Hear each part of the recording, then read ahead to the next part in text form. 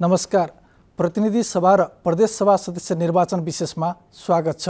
म राजेन्द्र पोखरेल। दर्शकवृन्द, निर्वाचन आउन करिब 1 महिना बाँकी छ। देश यति बेला निर्वाचनमय बनेको छ। निर्वाचन आयोगले निर्वाचन सामग्री र जनशक्ति व्यवस्थापनको काम धमाधम गरिरहेको छ। आयोगबाट निर्वाचन चिन्ह पाएसँगै राजनीतिक दल र उम्मेद्वारहरू चुनावी प्रचार प्रसारमा जुटेका छन्। आजको कार्यक्रममा हामीले मङ्सिर 4 गते हुने निर्वाचनका लागि आयोगले गरिरहेको तयारी, निर्वाचन आचार संहितामा गरिएका व्यवस्था र निर्वाचन नजिकिँदै गर्दा मतदातामा देखिएको उत्साहलाई समेटेका छौँ। कार्यक्रम सुरु गरौँ निर्वाचन आयोगले आचार संहिता पालनामा बढाएको अनुगमन र निगरानी सम्बन्धीको प्रसङ्गबाट। निर्वाचन आयोगले चुनाव प्रसारको क्रममा हेलिकप्टर प्रयोग र अन्य खर्चको निगरानी गर्न अख्तियार दुरुपयोग अनुसन्धान आयोगलाई पत्र पठाएको छ। सोमबार बसेको निर्वाचन आयोगका पदाधिकारीहरूको बैठकले राजनीतिक दलबाट सरकारी स्रोत साधन दुरुपयोगबारे निगरानी र अनुसन्धान गरिदिन अख्तियारमा पत्राचार गर्ने निर्णय गरेको हो। प्रस्तुत छ निर्वाचन आचार संहितामा गरिएको व्यवस्था र त्यसको कार्यान्वयन तथा अनुगमनका लागि आयोगबाट भएका काम कारबाही समेटेर तयार पारिएको यो सामग्री। निर्वाचनलाई स्वच्छ, निष्पक्ष, भयमुक्त र पारदर्शी वातावरणमा सम्पन्न गर्न निर्वाचन आयोगले उम्मेदवारी मनोनयन हुनु पूर्व आचार संहिता जारी गरी लागू गर्ने गर्दछ।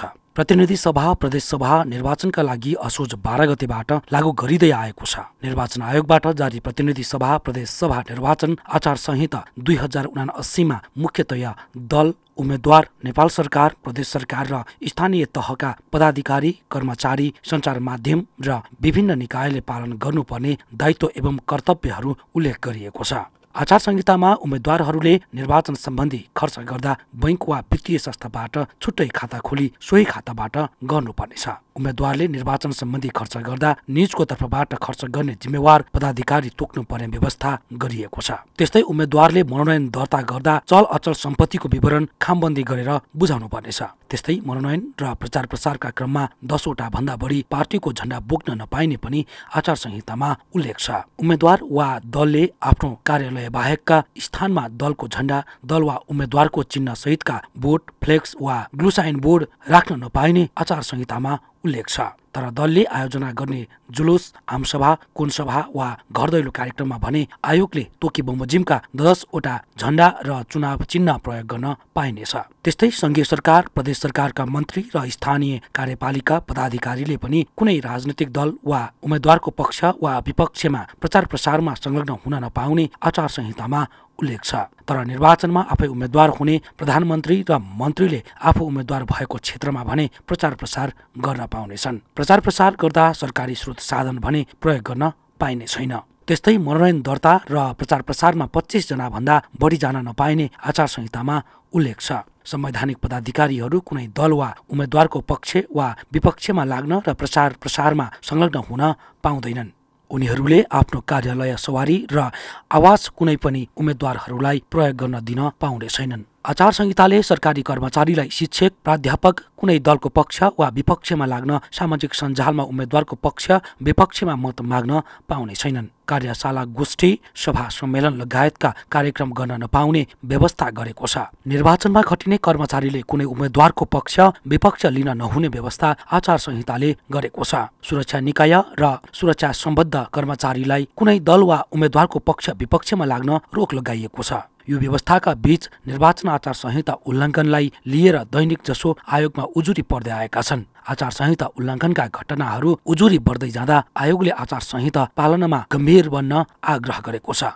आचार संहिता अनुगमन र सामाजिक सञ्जालको नियमनमा बढी केन्द्रित छौँ। अहिले सानातिना केही गुनासो के आएका छन् भने विभिन्न सञ्चार माध्यमहरूबाट पनि उम्मेद्वारहरूका विषयमा समाचारहरू लेखिँदा, उनीहरूका अन्तर्वार्ता लगायतका कुराहरू हुँदा कुनै ठाउँमा 15 जना उम्मेद्वार छन् भने वास्तवमा 15 जना त बराबरी हुन् नि त निर्वाचन नभएसम्मको लागि। त्यो नभई कुनै 1-2 जनालाई अलिकति हाइलाइट गरिदिने, ह्याप्पी वेटका पनि भनिदिने, होइन, अत्यन्त एकदम चाहिँ सक्षम उम्मेद्वारका ठाउँमा अरू चाहिँ झिना मसिना हुन् कि भने जस्तो गरिदिने जस्ता कुराहरूले पनि अलिकति यो इक्वल प्लेइङ फिल्ड एउटा सिद्धान्त माथि अलिकति नहेरिएको हो कि भन्ने देखिएको छ। आचार संहिताको उल्लङ्घनमा कारबाही गर्नुपर्नेको सङ्ख्या, यदि उल्लङ्घन गरे भने कारबाही गर्नुपर्नेको सङ्ख्या झन्नै 15 लाख भन्दा बढी हुँदो रहेछ, हेर्नुहोस् है, हामी त्यसले समेटेको विषय।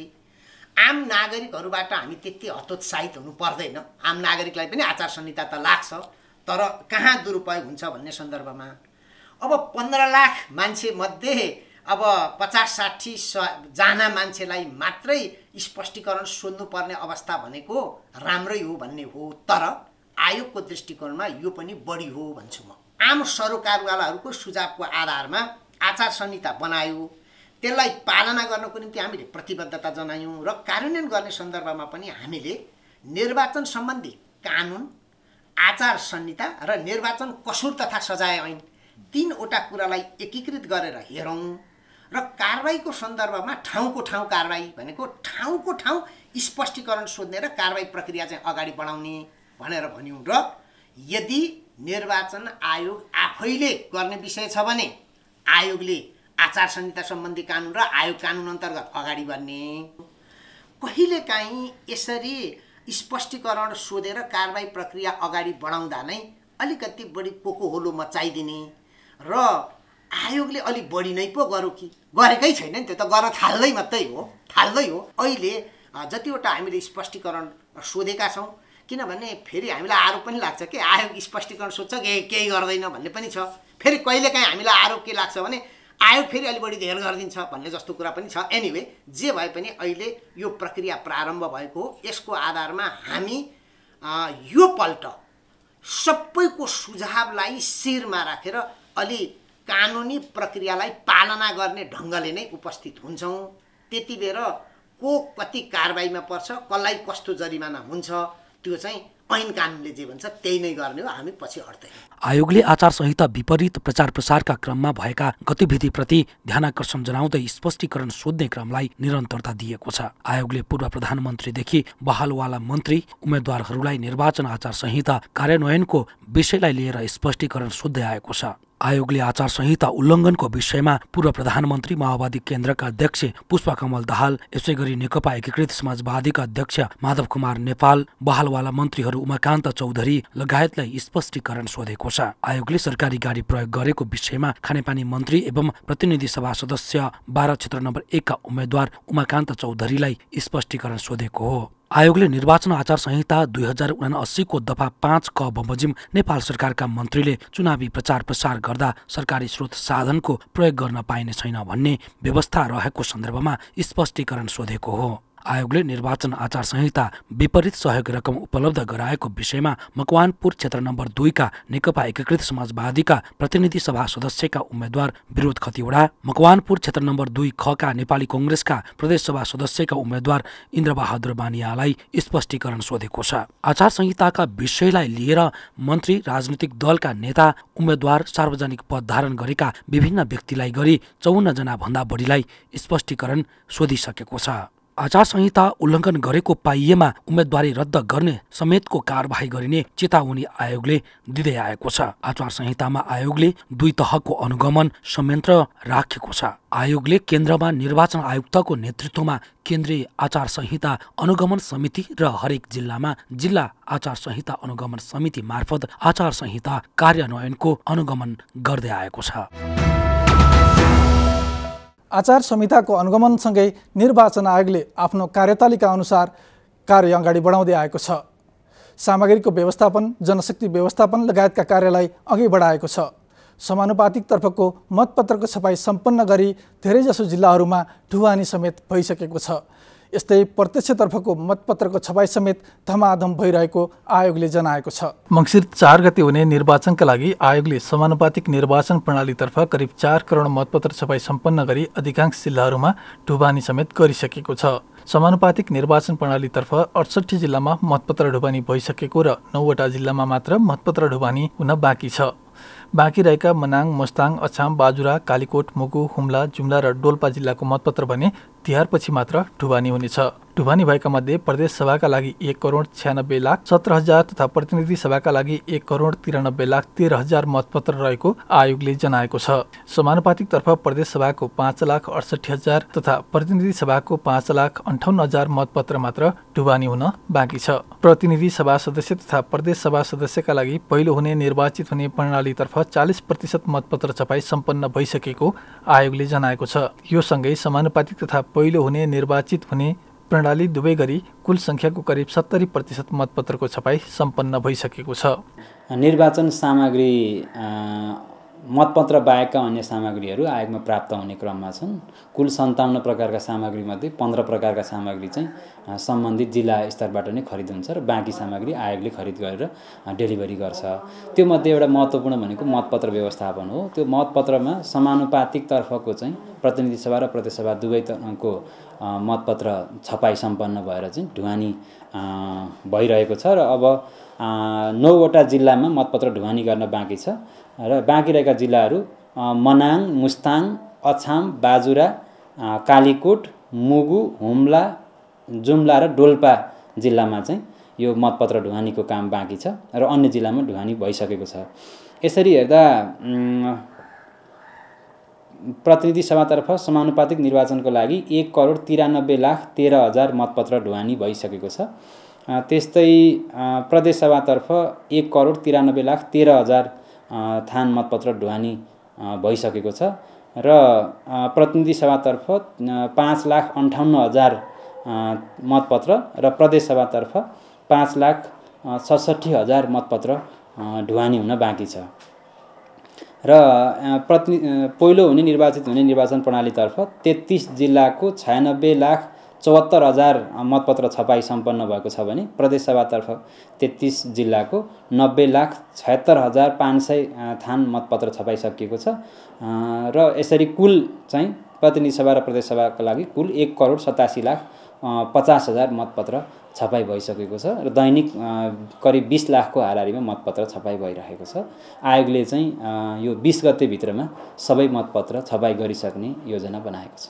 प्रत्यक्षतर्फको निर्वाचनका लागि 1,67,500,000 मतपत्रको छपाई सम्पन्न भएको छ, जसमा प्रतिनिधि सभाका लागि 87,01,000 र प्रदेश सभाका लागि 80,57,500 मतपत्र छपाई सम्पन्न भएको छ। हालसम्म प्रतिनिधि सभातर्फ सल्यान, डोल्पा, मुगु, जुम्ला, कालीकोट, हुम्ला, जाजरकोट, दैलेख, रुकुम पश्चिम, सुर्खेत, बाजुरा, बजाङ, डोटी, दार्चुला, बैतडी, डडेलधुरा, अछाम, कैलाली, कञ्चनपुर, रोल्पा, प्युठान, दाङ, रुकुम पूर्व, अर्घाखाँची, गुल्मी, बर्दिया र नवलपरासी पश्चिम लगायतका जिल्लाहरूको मतपत्रको छपाई सकिएको हो। कार्तिक दोस्रो सातासम्ममा प्रत्यक्षतर्फको मतपत्रको छपाई सम्पन्न गरी ढुवानी गरिने आयोगले जनाएको छ।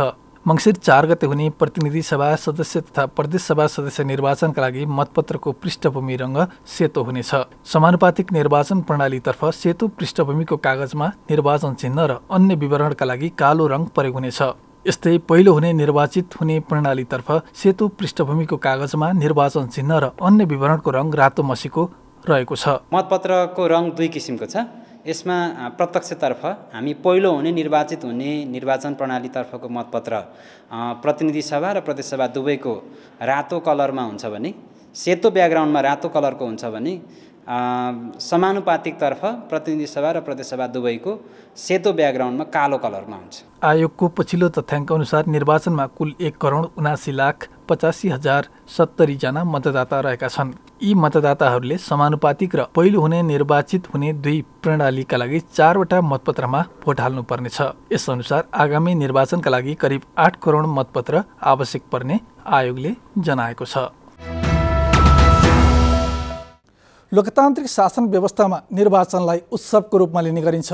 निर्वाचन नजिकिएसँगै राजनीतिक दलहरू उम्मेद्वारहरू मत माग्न, मत अपिल गर्न मतदाताको घर दैलोमा पुगेका छन्।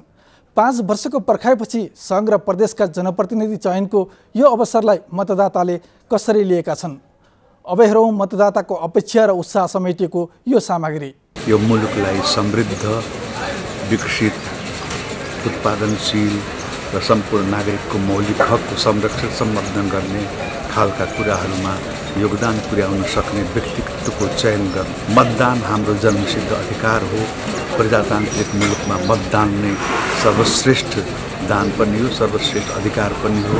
चुनाव चाहिँ हामीले एउटा पर्वको रूपमा लिन्छौँ, जुन त्यसमा चाहिँ हामीले ग्रास लेभलका जनताहरूको सामान्य जीवनयापन जिरहेका जनताहरूको चाहिँ मनोभावना बुझेर जसले चाहिँ उनीहरूको विकासको लागि, उनीहरूको चाहिँ दैनिकी जीवनयापनको लागि सहज वातावरण निर्माण गर्न सक्छ, यस्तो खालको नेताहरूलाई चाहिँ हामीले चुन्छौँ। आउने निर्वाचन प्रतिनिधि सभा र प्रदेश सभामा राम्रो, इमान्दार, जुझारू नेता चाहियो, भ्रष्टाचारी नेता चाहिन्न। यो देशको विकासको लागि, यो प्रदेशको विकासको लागि हामी सम्पूर्ण जनताहरूलाई राम्रो नेता र इमान्दार नेता चाहियो। हामीले आगामी मङ्सिर 4 गते दोस्रो प्रदेश सभा र प्रतिनिधि सभाको निर्वाचनमा हुँदैछौँ, जसमा चाहिँ 2074 सालमा पनि विभिन्न आश्वासनहरू नेताहरूले विभिन्न आश्वासनहरू दिनुभयो।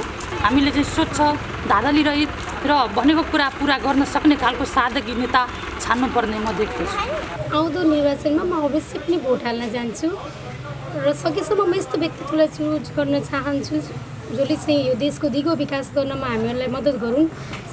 जस्तै हामीहरूको देशमा धेरै कुराको अभावहरू छ, शिक्षा, बेरोजगारी, स्वास्थ्य इत्यादि धेरै कुराहरूको अझै पनि आवश्यकता छ र ती कुराहरूलाई ध्यान राखी सकेसम्म हामीले यस्तो व्यक्तित्वलाई चुज गरौँ जसले देशको दिगो विकास गर्न र हर कुराको एउटा राम्रोसँग भरेर मात्र होइन गरेर देखाउने लिडर हामीले चुज गरौँ भन्न चाहन्छु। जनताको सेवा गर्ने, पीडित वर्गको सेवा गर्ने, देशको सेवा गर्ने इमान्दारी, वफादारी नेता खोजेको हो जनताले। तर त्यो खालको नेताहरू यता कता मात्रै भेटिराखिएको छ र जनताको चाहना चाहिँ त्यो हो, देश पनि बनाओस्, समाज पनि बनाओस् र एउटा दुखी पीडितहरूको सेवामा पनि निरन्तरता लागोस् भन्ने चाहिँ खोजेको हो। हामीले यस्तो नेता खोजिराखेका छौँ, शिक्षा, कृषि, सिँचाइ र स्वास्थ्य सम्बन्धी उनीहरूको ध्यान जाओस् र विकासको लागि उहाँहरूले आफ्नो कर्तव्यमा रहेर विकास गर्नको लागि जाओस्। यस्तो नेता हामीलाई चाहिएको छ जो कि हाम्रो जिल्लामा विकास होस् र विकासको लागि उहाँहरू आफूले गर्नुपर्ने कर्तव्यलाई अडिग भएर आफ्नो निर्णयमा जुन बोल्नु भएको छ त्यो बोलीलाई उहाँहरूले पुर्याउनुहोस्। एक नम्बरमा नेपाल कृषिकै देश हो र किसानमै हामीले काम गर्नुपर्छ भन्ने नेतालाई हामीले प्रोत्साहन दिएर जिताउनुपर्छ एक नम्बरमा। 2 नम्बरमा विकास प्रेमी पनि हामीले हेर्नुपर्छ, कृषि साथै उसले विकास कसले कतिको गर्न सक्यो। आगामी मङ्सिर 4 गते चाहिँ हाम्रो चुनाव हुँदैछ। यसलाई चाहिँ हामी नेपालीहरू मतलब हाम्रो नेपालमा रहेका जनताहरूले चाहिँ एउटा पर्व, ठुलो पर्वको रूपमा पनि लिन सक्छौँ र लिएर राखेका छौँ। यस्ता चुनावहरू विगतमा धेरै भइसके, जसमा चाहिँ विगतमा पनि कतिपय नेताहरूले चाहिँ कतिवटा आश्वासनहरू देखाएर होइन गाउँ गाउँमा गएर चुनावको माहौलमा चाहिँ अरू बेलामा चाहिँ उहाँहरू कहाँ हराउनुहुन्छ थाहा छैन। हाम्रोलाई भन्दा पनि राम्रो नेता चाहिँ चुन्नको लागि चाहिँ म आग्रह गर्न चाहन्छु र म पनि त्यसरी नै हाम्रो भन्दा पनि राम्रो नेतालाई चाहिँ चुन्छु। आउने प्रतिनिधि सभा र प्रदेश सभाको निर्वाचनमा हामीलाई यस्तो क्यान्डिडेट चाहियो कि जुन हाम्रो सडकको विकास गरोस्, रोडको विकास गरोस् र साथै पर्यटकीय क्षेत्रको विकास गरोस्, स्वास्थ्य क्षेत्रमा काम गरोस्। र यहाँ हाम्रो पर्यटकीय क्षेत्रहरू थुप्रै रहेछन्, जस्तै गौतम बुद्धका नगरी भनेर हामीलाई यसलाई चिनिन्छ, तिलौराकोट छ, लुम्बिनी छ। यसको विकास भइदिएपछि स्पेसली हाम्रो तौलियाको लागि धेरै नै राम्रो हुन्छ र कपिलवस्तु धेरै पिछडिएको क्षेत्र हो, त्यही भएर हामीले यसमा विशेष जोड दिइरहेछौँ। आउँदो निर्वाचनमा हामी भोट दिन आतुर भइरहेछौँ। यो स्वच्छ छवि भएका इमान्दार, जसले देशको र समाजको विकास गरोस् त्यस्तालाई हामी छानेर भोट गर्छौँ। राम्रो व्यक्तित्व भएको मान्छेले देशको र समाजको पनि विकास गर्छ र वृद्धहरूको अधिकार र सुरक्षाको पनि ख्याल गरोस्, त्यसलाई हामीहरूले खोजेर भोट दिन्छौँ। प्रमुख निर्वाचन आयुक्त दिनेश कुमार थपलियाले निर्वाचन पद, पैसा, पहुँच र प्रलोभनबाट प्रभावित हुन नहुने बताउनु भएको छ। दीपावली, नेपाल सम्वत र छठ पर्वको अवसरमा शुभकामना सन्देश दिनुहुँदै प्रमुख आयुक्त थपलियाले निर्वाचन विचार, सिद्धान्त, इमान र निष्ठाबाट निर्देशित हुनुपर्छ भन्ने आयोगको अठोट र मान्यता स्थापित गर्न सबै मतदाताहरूलाई आग्रह गर्नुभएको हो। नमस्कार आदरणीय दाजुभाइ तथा दिदीबहिनीहरू, दीपावली, नेपाल सम्वत र छठ पर्वका अवसरमा म स्वदेश तथा विदेशमा रहनुभएका सम्पूर्ण नेपाली दिदीबहिनी तथा दाजुभाइहरूमा हार्दिक मङ्गलमय शुभकामना व्यक्त गर्दछु। आपसी सद्भाव र सांस्कृतिक महत्त्व झल्काउने यस्ता चाडपर्वले पारिवारिक पुनर्मिलन, सामाजिक एकता र सौहार्दता अभिवृद्धि गर्ने हुँदा चाडपर्वहरूलाई खर्चिलो र भड्किलो बन्न दिनुहुने छैन भन्ने मैले विश्वास लिएको छु। साथै चाडपर्वको मौका पारेर निर्वाचनका लागि जारी गरिएको आचार संहिता विपरीत मतदाताहरूलाई अवाञ्छित रूपमा प्रलोभन दिने र प्रभावित पार्ने जस्ता गतिविधि नगर्न म सम्बन्धित सम्पूर्ण राजनीतिक दल, उम्मेदवार र सबै मतदाताहरूमा हार्दिक अपिल गर्दछु। फुल, बत्ती र रङको पर्व दीपावली तथा सद्भाव र भातृत्वको प्रतीक छठ पर्वले हरेक मान्छेको जीवनमा उल्लास, उमङ्ग र ऊर्जा ल्याए जस्तै मङ्सिर 4 गते हुने प्रतिनिधि सभा सदस्य र प्रदेश सभा सदस्य निर्वाचनले राष्ट्रको जीवनमा सुशासन, विकास र समृद्धिको स्पष्ट मार्गचित्र कोर्नेछ भन्ने मेरो विश्वास रहेको छ। निर्वाचन पद, पैसा, पहुँच र प्रलोभनले प्रभावित हुन हुँदैन।